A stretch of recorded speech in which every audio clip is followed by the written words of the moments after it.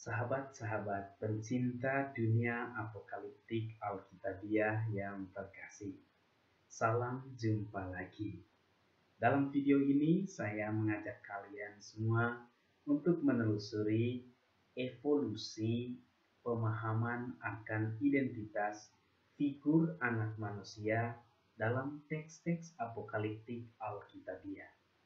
Secara istimewa kita akan melihat figur ini dalam penglihatan Nabi Daniel bab 7, penglihatan Henokh, penglihatan Kitab Wahyu bab 1, bab 4 dan bab 5. Dan juga kita akan singgung sedikit bagaimana satu teks apokaliptik dalam Injil Markus bab 13 menyebut figur anak manusia. Nah, tapi secara khusus dalam video ini kita lebih mencermati tema anak manusia ini dari penglihatan Daniel dan penglihatan Yohanes dalam kitab Wahyu. Ini tema kita teman-teman, anak manusia dalam apokaliptik Alkitabiah. Nah, memang tema anak manusia ini sudah menjadi satu tema yang lazim ya dalam dunia kristologi. Tetapi bila kita cermati lebih dalam literatur apokaliptik sangat jelas ya perkembangan atau evolusi pemahaman akan figur anak manusia. Pertama-tama kita akan melihat figur ini dalam teks kitab Nabi Daniel. Kitab Nabi Daniel bab 7 ayat 9 sampai 14. Di sana kita akan baca dua figur transendental adikodrati yang sangat khas, si lanjut usia dan anak manusia. Itu dua figur yang akan kita lihat dalam teks ini. Teman-teman, kalau baca kitab Nabi Daniel bab 7 ayat 9 sampai 14, di sana teman-teman akan lihat satu struktur yang sangat menarik. Ya, diharapkan kalian bisa membacanya secara pribadi teks itu, dan sekarang kita hanya lihat struktur yang menarik itu yang gimana. Ya, bab 7 ayat 9 sampai 14 dari kitab Nabi Daniel dapat dibagi dalam tiga susunan, tiga struktur. Ya, bagian pertama bab 7 ayat 9 sampai 10 di sana digambarkan, dilukiskan tentang si lanjut usia, siapa dan bagaimana dia digambarkan. Kemudian bagian kedua, dalam ayat 11-12, muncul binatang-binatang buas, tapi binatang-binatang itu kemudian binasa. Dia tidak mempunyai kekuatan kekal. Binatang-binatang buas itu binasa. Kemudian bagian ketiga dari teks ini, bab 7 ayat 13-14, dibicarakan secara khusus tentang dia yang menyerupai anak manusia. Ya, ya, yang menyerupai anak manusia. Dia tidak ditulis lurus-lurus bahwa dia itu anak manusia, tetapi dia yang menyerupai anak manusia. Nah, ini sangat menarik teman-teman kalau kita mau cermati teks Daniel bab 7 ayat 9 sampai 14. Kita sudah lihat strukturnya tadi. Pertama, tema tentang si lanjut usia, kemudian binatang-binatang buas yang binasa, kemudian yang ketiga dia yang menyerupai anak manusia. Kitab Daniel bab 7 dapat dibagi dalam dua bagian utama, ya, keseluruhan dari bab 7, yakni penglihatan dalam ayat 1 sampai 14 dan penjelasan akan penglihatan tersebut dalam ayat 15 sampai 28. Jadi kitab Nabi Daniel bab 7 bisa dibagi dalam dua bagian. Ayat 1 sampai 14 tentang penglihatan itu, dan ayat 15 sampai 28 penjelasan tentang penglihatan itu. Bagian pertama penglihatan juga dapat dibagi ke dalam dua sesi, yakni keempat binatang yang muncul dari dalam laut, ayat 1 sampai 8, dan figur-figur si lanjut usia dan dia yang menyerupai anak manusia, ayat 9 sampai 15. Itu teks yang kita akan fokuskan nanti ya. penglihatan akan diri si lanjut usia ayat 9 sampai 10 dan penglihatan akan dia yang menyerupai anak manusia ayat 13 sampai 14 diselingi atau disisip oleh satu penglihatan akan nasib malang binatang-binatang buas ya yang muncul di dalamnya, yaitu ayat 11 sampai 12. Artinya sepertinya ada satu struktur ya. Struktur pertama, dia yang katakan si lanjut usia, kemudian dia yang menyerupai anak manusia, dan di tengah-tengah itu disisipkan kisah atau nasib malang dari binatang-binatang buas yang disebutkan. Kita fokuskan analisis kita pada identitas dan peran si lanjut usia dengan dia yang menyerupai anak manusia. Ya, si lanjut usia dan dia yang menyerupai anak manusia. Pertama, tentang si lanjut usia. Pakaiannya putih seperti salju dan rambutnya bersih seperti bulu domba. Kursinya dari nyala api dengan roda-rodanya dari api yang berkobar-kobar. Suatu sungai api timbul dan mengalir dari hadapannya. 1000 kali beribu-ribu melayani dia. Dan selaksa kali berlaksak-laksak berdiri di hadapannya. Lalu duduklah majelis pengadilan dan dibukalah kitab-kitab. Itu kisah seputar si lanjut usia. Ya, diidentifikasikan dengan pakaian putih seperti salju. Ya, selain itu bersih seperti bulu domba rambutnya. Kursinya seperti nyala api. Roda-rodanya dari api yang berkobar-kobar. Ya, bahkan ada sungai yang mengalir.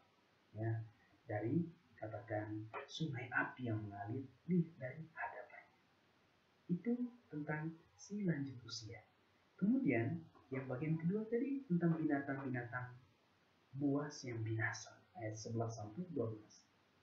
Perkataan sombong yang diucapkan satu tanduk, ya, sangat sombong, ya, satu tanduk dari binatang itu. Binatang itu kemudian dibunuh, tubuhnya dibinasakan dan diserahkan ke dalam api yang membakar. Kekuasaan binatang-binatang yang lain dicabut, tidak mempunyai kekuatan, dan jangka hidup mereka ditentukan sampai pada waktu dan saat.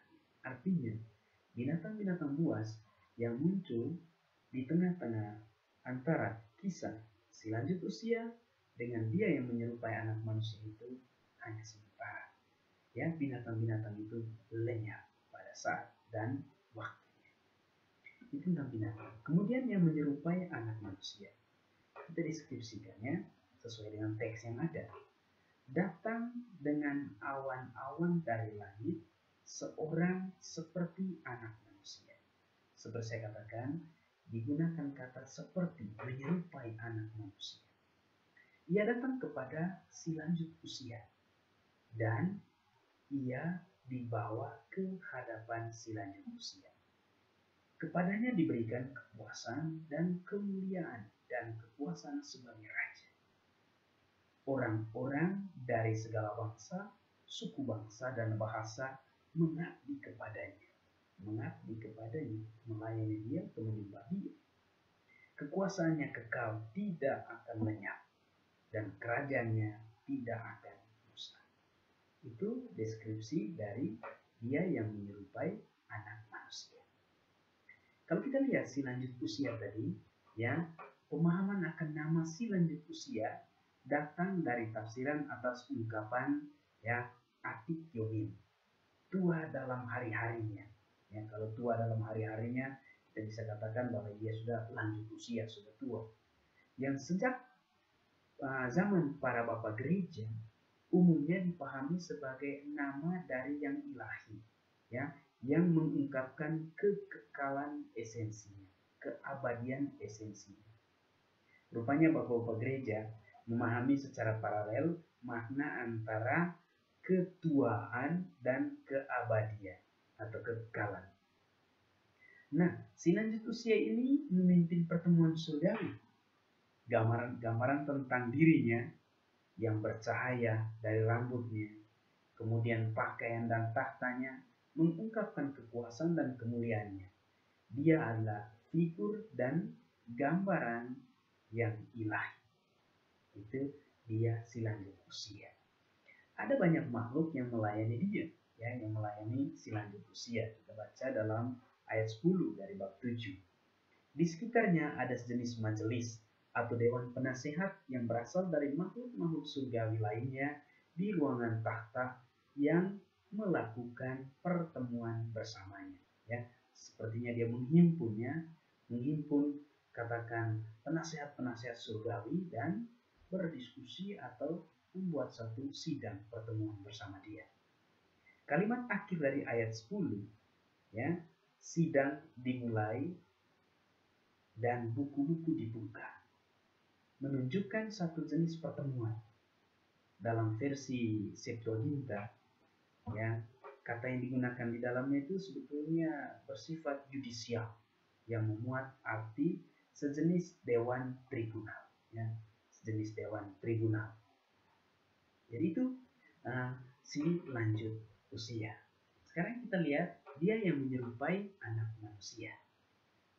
Dalam penglihatan malam yang sama, Daniel melihat figur yang lain yang menyerupai anak manusia. Kibarenasnya di antara awan datangnya atau kabut di surga yang datang mendekati si usia lanjut. Ini kita baca dalam ayat 13. Kepadanya diberikan kuasa kekal, hormat, kerajaan abadi, dan seluruh jagat melayani dia. Ini terungkap dalam ayat 14. Karena datangnya dari dalam awan dan tiba di hadapan si lanjut usia, maka dia yang menyerupai anak manusia itu bisa diidentifikasikan sebagai figur transenden, figur ilahi. Dalam sejumlah perikop perjanjian lama, seseorang yang datang dari antara awan-awan diidentifikasikan dengan Tuhan, Adonai sendiri. Teman-teman bisa baca dalam Mazmur, ya, Mazmur 68 ayat 5, Mazmur 104 ayat 3, bahkan dalam kitab Nabi Yesaya. Dalam kitab 1 Henok pun demikian, 4 Esra, ya, cenderung mengidentifikasikannya bahkan sebagai Mesias. Artinya Mesias yang memiliki sifat kekerasan keilahian, ya. Itu dia anak manusia. Di sisi lain ada pengalihan kuasa, hormat, dan kerajaan, ya. Bisa diinterpretasi sebagai suatu pentahtaan seorang raja, di mana identitas ilahi si lanjut usia ditransmisikan kepadanya, ya, seolah-olah ada satu transmisi kekuasaan, kekuatan, kemuliaan sebagai seorang raja dari si lanjut usia kepada dia yang menyerupai anak manusia. Pada saat dia menerima kuasa, hormat, dan kerajaan, coba bayangkan, semua bangsa, suku, dan bahasa mengabdi kepadanya sebagaimana yang telah dilakukan oleh banyak orang kepada si lanjut usia yang duduk di atas tahta. Artinya, penghuni semesta memperlakukan dia yang menyerupai anak manusia itu sama persis dengan perlakuan terhadap si lanjut usia figur ilahi tadi. Ya. Jenis pelayanan atau pengabdian yang dilakukan semua orang kepada si lanjut usia sesuai dengan kata kerja yang digunakannya, shemesh, melayani, dan dalam ayat 14 digunakan bentuk verbal, katakannya eleh, yang juga memiliki makna kultural, penyembahan. Penggunaan kata kerja ini mengafirmasi identitas ilahi dari figur yang menyerupai anak manusia.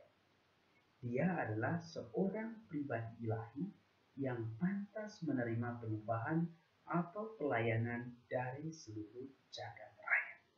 Ya, kata pengabdian atau pelayanan itu identik dengan arti penyembahan. Ya, penyembahan itu anak manusia. Ya.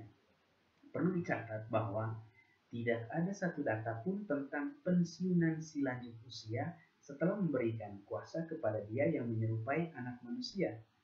Dari sini dapat dipikirkan bahwa dua pribadi ilahi memiliki kekuasaan yang sama kepada siapa semua makhluk di surga dan di bumi menyembah.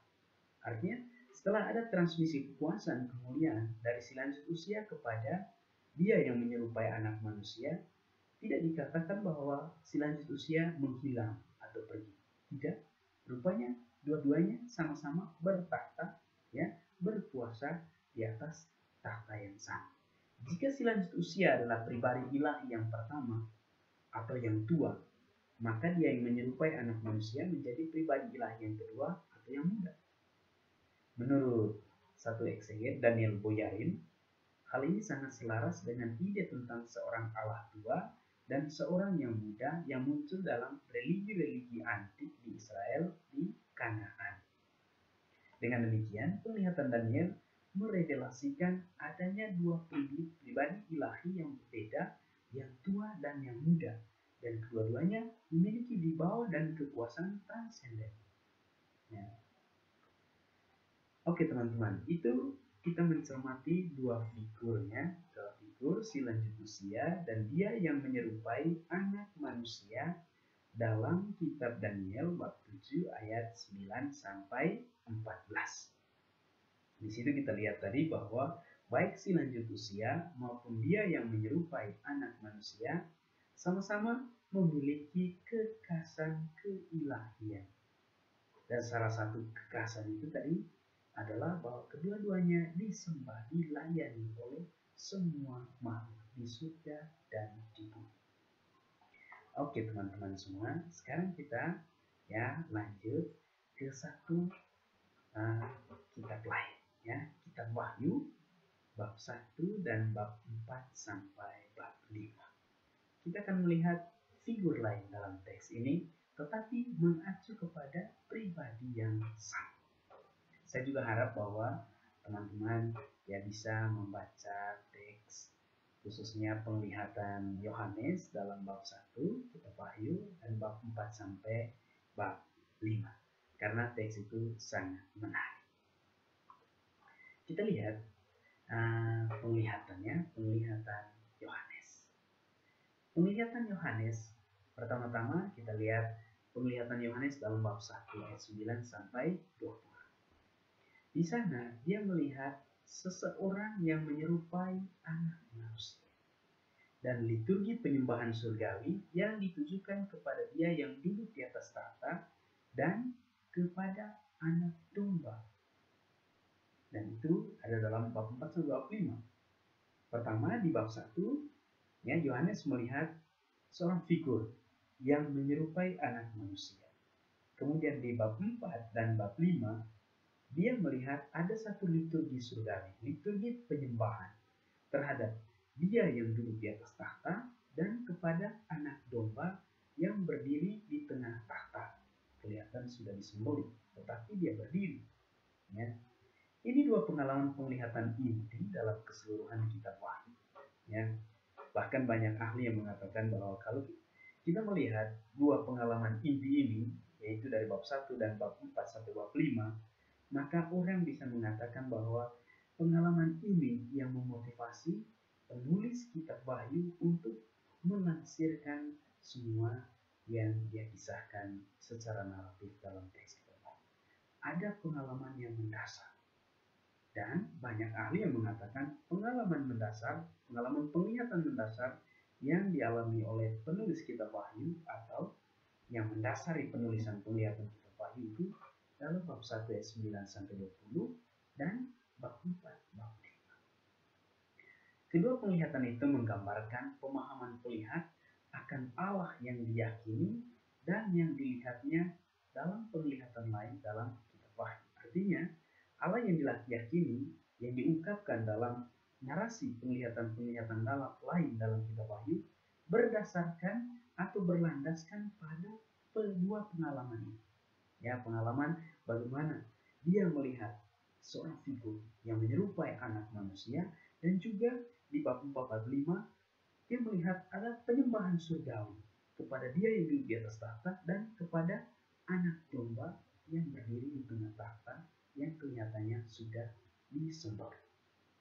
Nah, pribadi Yesus Kristus yang muncul dalam penglihatan seperti anak manusia dan sebagai anak domba mengafirmasi secara vital dan transenden iman yang hendak diwartakan oleh Yohanes. Ingat, dalam bab 1 dia melihat dia yang menyerupai anak manusia, dan langsung diidentifikasikan dengan Yesus Kristus yang sudah bangkit.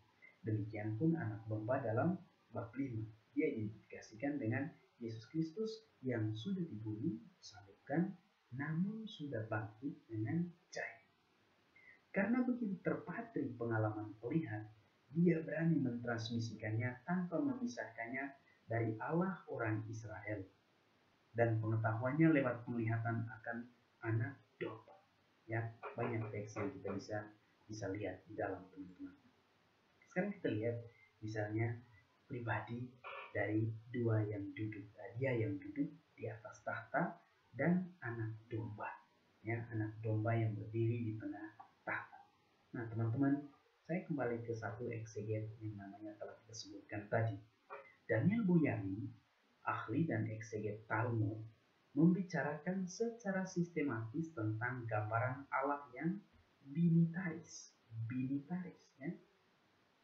ya, binitaris. Kalau kita dengar kata trinitaris, ya, kelihatannya ada nuansa yang sama. Dalam kaitannya dengan tradisi penglihatan, Boyarin seperti beberapa ahli lainnya seperti Alan Segal melihat si usia lanjut dan dia yang menyerupai anak manusia dalam penglihatan Nabi Daniel sebagai dasar pemahaman Allah yang binitaris pada masa Kenisah kedua, ya. Pemahaman akan dia yang menyerupai anak manusia sebagai figur penyelamat ilahi manusia menjadi tampilan kekuatan ilahi yang kedua yang dulu biasa diyakini dalam keyakinan Yahudi zaman Yesus. Nah, teman-teman, ini sangat menarik karena kita menyentuh soal iman dan keyakinan orang Yahudi. Ya. Bahkan para ahli ini menempatkan gambaran Allah yang binitaris sudah sejak masa klasik pada keyakinan masa Israel Kanaan. Misalnya dengan penggunaan term El dan Adonai sebagai dua Allah orang Israel, ya, dua pemahaman keyakinannya. Dengan pendasar tersebut, Boyarin menghubungkan iman Kristiani dalam iman akan kelahiran Yesus sebagai pribadi ilahi kedua dengan keyakinan kelompok Yahudi yang lain pada masa itu. Ya, kita lihat karena ada dua dari figur, dia yang duduk di atas tahta dan anak domba yang berdiri di tengah tahta, dan kedua-duanya mendapat penyembahan yang sama, dan itu identik, ya, dengan yang kita sudah lihat tadi dalam kitab Nabi Daniel bab 7, si usia lanjut dan dia yang menyerupai anak manusia, dan kedua-duanya disembah secara paralel. Ada satu ahli lainnya namanya Larry Hurtado menggarisbawahi perspektif binitaris yang sama dari segi penyembahan yang dilakukan oleh para pengikut Kristus periode awal. Para pengikut Kristus awal hidup pada masa Yahudi Kenisah kedua, mereka menyembah Yesus yang sudah mati. Dengan demikian mereka mengakui dia sebagai seorang pribadi ilahi di samping Allah yang satu, ya, Allah yang unik dari orang Israel, itu Adonai. Menurut Hurtado, ya, pengakuan keilahian Yesus itu mengandaikan suatu modifikasi atau perubahan ide yang dipahami oleh orang Yahudi akan Allah yang satu dan hanya menyembah dia satu-satunya Allah. Sebuah modifikasi akan pemahaman monoteisme mutlak orang Yahudi.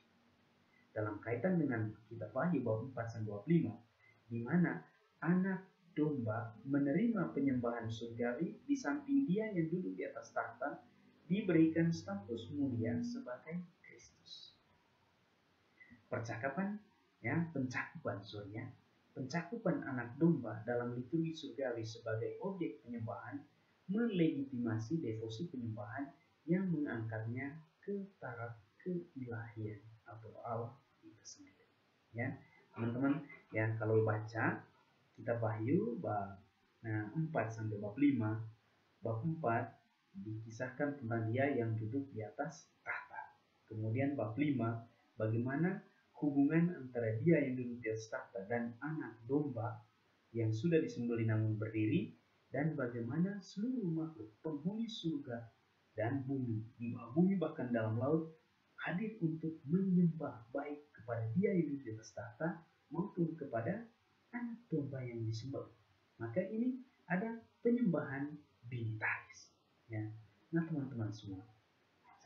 sebelum saya lanjutkan dengan tema katakan kesimpulan-kesimpulan akhir, bagaimana pemahaman terhadap anak manusia yang muncul dalam termasuk kitab Henokh, dalam kitab Nabi Daniel. Kemudian figur yang sama kita akan baca dalam Injil Markus bab 13 ya, anak manusia, figur anak manusia. Bahkan dalam Injil Sinoptik dan Injil Yohanes muncul term katakan figur anak manusia. Nah, soal pemahaman anak manusia kita sudah lihat tadi, khususnya dari kitab Nabi Daniel bab 7, bahwa dia disembah juga, ya, merupakan figur transenden, figur ilahi. Dan kalau kita baca dalam kitab Wahyu bab 4 sampai bab 5, kitab Wahyu bab 4 itu membicarakan bagaimana katakan orang Israel menyembah dia yang duduk di atas tahta, ya, Allah yang satu-satunya. Kemudian di bab 5 di ayat 1 sampai dengan ayat 12, ya, di sana dikisahkan tentang bagaimana anak domba sebagai satu-satunya yang bisa membuka ke-7 gulungan kitab yang dimeteraikan dengan 7 sekel. Ya, dan pada saat itu, pada saat dia katakan menerima gulungan yang dimeteraikan itu, bagaimana pujian, hormat dan kemuliaan itu dilantunkan di hadapan anak domba. Ada paralelisme penyembahan kepada dia yang duduk di atas tahta dan kepada anak domba dalam kitab Wahyu bab 5. Dan khususnya bab 3 ayat 13 sampai ayat 14 dalam bab 5 itu lebih jelas ada penyembahan paralel terhadap dia yang duduk di atas tahta dan kepada anak domba. Nah, teman-teman semua, kita lanjutkan ya. Menurut Hurtado, ya, tentang anak domba yang berdiri di atas di tengah-tengah tahta yang sudah kelihatan sudah disembelih, tapi dia sudah berdiri tegak, artinya dia bangkit, ya, dia bangkit. Menurut Hurtado seperti kita katakan tadi bahwa dengan adanya paralelisme penyembahan terhadap dia yang duduk di atas tahta dan anak domba yang kelihatan sudah disembelih tak berdiri, dengan penyembahan paralel itu kita melihat bahwa ada taraf ilahi yang sama antara dia yang duduk di atas tahta dan anak domba. Nah, dari semuanya itu teman-teman, kita melihat 1-2 kesimpulan, ya, kesimpulan bagaimana katakan figur anak manusia tadi diidentifikasikan atau dipahami secara evolutif dari katakan kitab Nabi Daniel, bahkan dari kitab Henokh sampai pada kitab Wahyu. Kita akan lihat sekarang kesimpulan pertama. Tidak diragukan keyakinan akan Allah yang satu, monoteisme mutlak atau monoteisme eksklusif sejak awal Judaisme hingga pada zaman Yesus.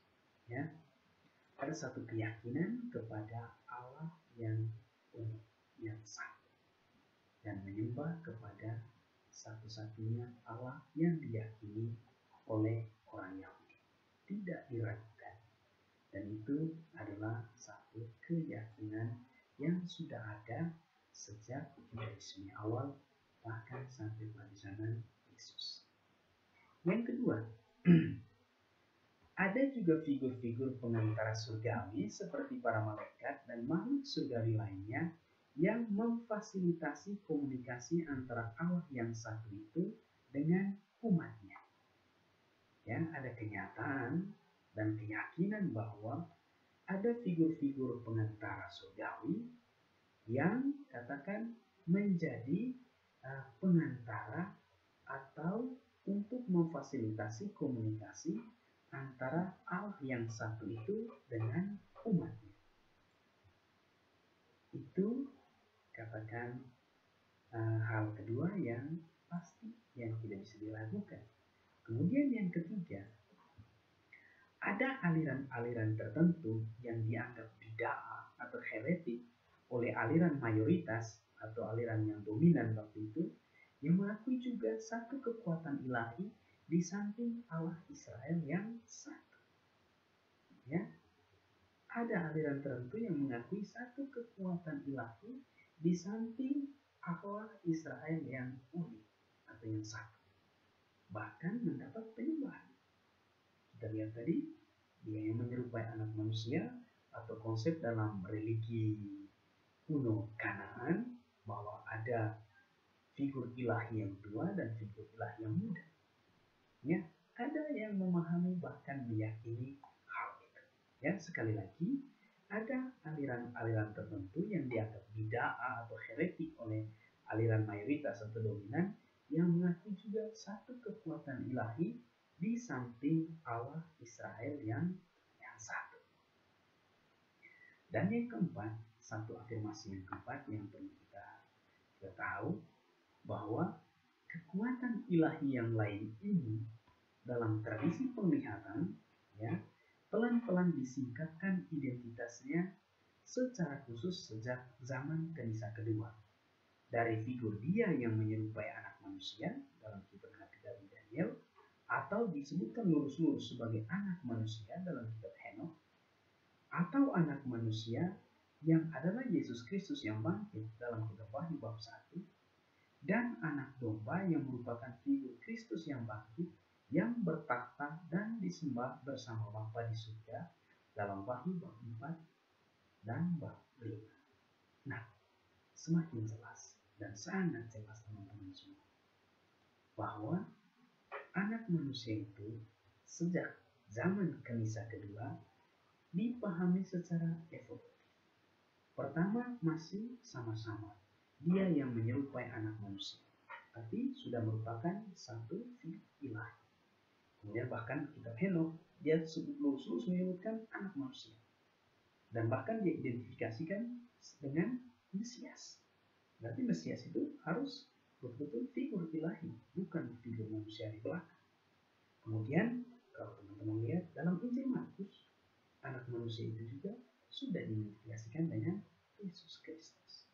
Dan lebih jelas lagi dalam kitab Wahyu, baik bab 1 maupun bab 4 sampai bab 5, anak manusia itu diidentifikasikan dengan anak domba yang berdiri tengah takhta namun kelihatan sudah disembah, yaitu Yesus Kristus yang disalibkan, wafat dan bangkit serta bertakhta jaya dalam kerajaan surga. Jadi figur anak manusia yang masih katakan kabur-kabur kelihatannya dalam apokaliptik perjanjian lama, kemudian dalam apokaliptik perjanjian baru semakin jelas bahwa dia itu adalah Yesus Kristus yang bangkit. Dan dia disembah secara paralel bersama Bapa ya, atau dia yang duduk di atas tahta dalam katakan di ruang surga. Nah teman-teman semua semakin jelas ya. Dan dari sini tidak heran kalau ada ahli yang mengatakan ya seolah-olah ada penyembahan binitaris kepada dia yang duduk di atas tahta dan kepada anak manusia.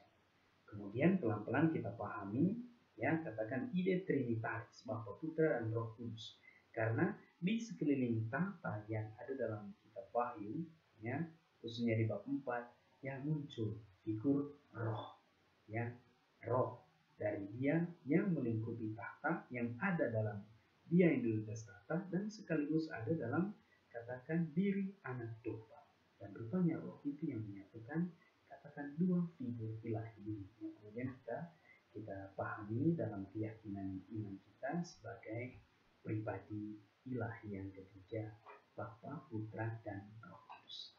Nah teman-teman, saya pikir ini satu dua analisis singkat, sederhana, sangat simple kalau kita mau melihat figur anak manusia dalam teks-teks apokaliptik Alkitabiah. Semoga teman-teman memiliki sudah bisa paham sedikit tentang figur dia yang menyerupai anak manusia dalam kitab Nabi Daniel dan anak manusia yang kita lihat dalam kitab suci Perjanjian Baru. Terima kasih banyak.